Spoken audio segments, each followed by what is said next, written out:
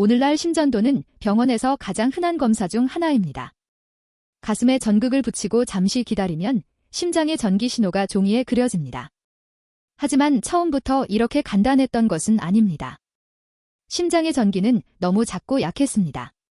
몸과 피부, 움직임이 그 신호를 가렸습니다. 이 희미한 신호를 붙잡기 위해 한 생리학자는 거대한 기계를 만들어야 했습니다. 그의 이름은 빌럼 에인트호번이었습니다. 에인트호번은 네덜란드 레이던에서 일했습니다. 그는 심장이 단순히 뛰는 근육이 아니라 전기적 질서를 가진 기관이라고 보았습니다. 문제는 측정이었습니다. 초기의 장비는 심장 신호를 흐릿하게 기록했습니다.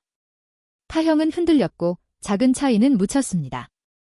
그는 더 민감한 장비가 필요하다고 생각했습니다. 의학의 새로운 눈은 이번에는 빛이 아니라 전기에서 나와야 했습니다. 그가 만든 핵심 장비는 스트링 갤버나머터였습니다. 아주 가는 도선을 강한 자석 사이에 놓고 전류가 지나가면 도선이 움직이게 했습니다. 그 움직임을 빛과 사진으로 기록했습니다. 원리는 우아했지만 장비는 결코 작지 않았습니다. 강한 자석, 냉각 장치, 여러 명의 조작자가 필요했습니다. 심장 전기를 기록하기 위해 병원은 작은 공장 같은 장비를 받아들여야 했습니다. 에인트호번은 이 장비로 훨씬 선명한 심장 파형을 얻었습니다. 그는 파형의 주요 부분에 P, Q, R, S, T라는 이름을 붙였습니다. 오늘날 의대생과 의사들이 아직도 쓰는 바로 그 문자입니다. 작은 선 하나하나는 심방과 심실의 전기적 움직임을 반영합니다. 종이 위에서는 단순한 그림이 아니었습니다. 살아있는 심장이 보내는 시간표였습니다. 에인트호번은 전극을 어디에 붙일지도 고민했습니다.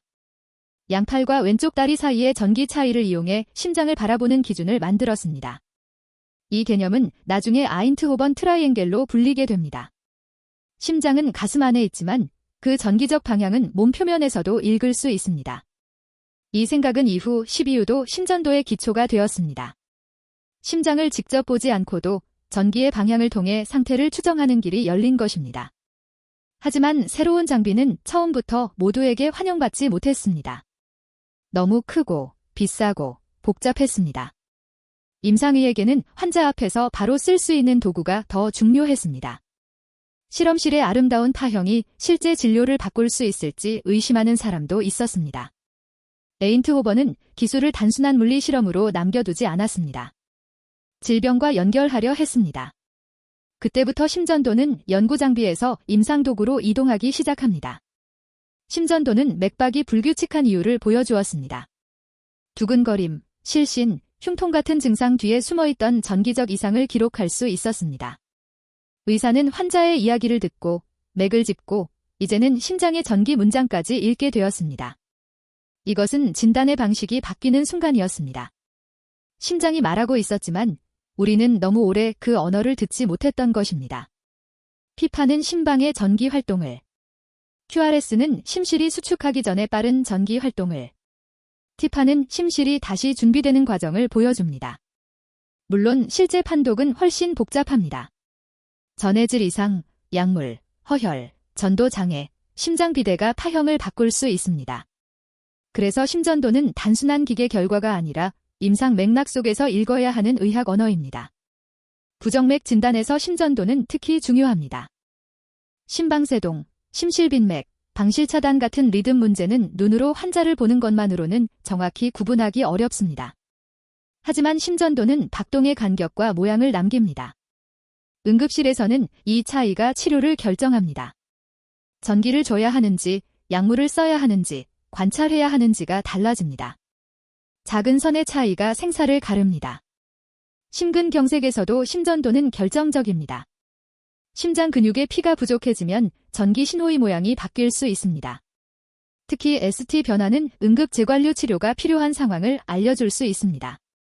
물론 심전도 하나만으로 모든 심근경색을 배제할 수는 없습니다. 혈액검사와 증상, 영상이 함께 필요합니다.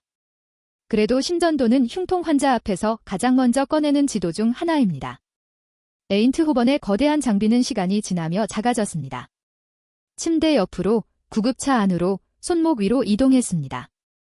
오늘날에는 휴대용 기기와 웨어러블 기기가 심장 리듬을 기록합니다. 하지만 원리는 이어져 있습니다. 심장이 만드는 전기 신호를 몸 밖에서 측정한다는 생각입니다. 기술은 작아졌지만 질문은 같습니다.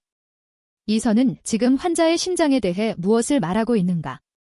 에인트호번은 1924년 노벨 생리의학상을 받았습니다. 그가 남긴 것은 기계 한 대가 아닙니다. 심장의 전기를 임상 언어로 바꾼 방식입니다. 오늘도 심전도 한 장은 불안한 환자 앞에서 빠른 판단을 돕습니다. 하지만 좋은 심전도 판독은 기계보다 사람의 책임을 요구합니다.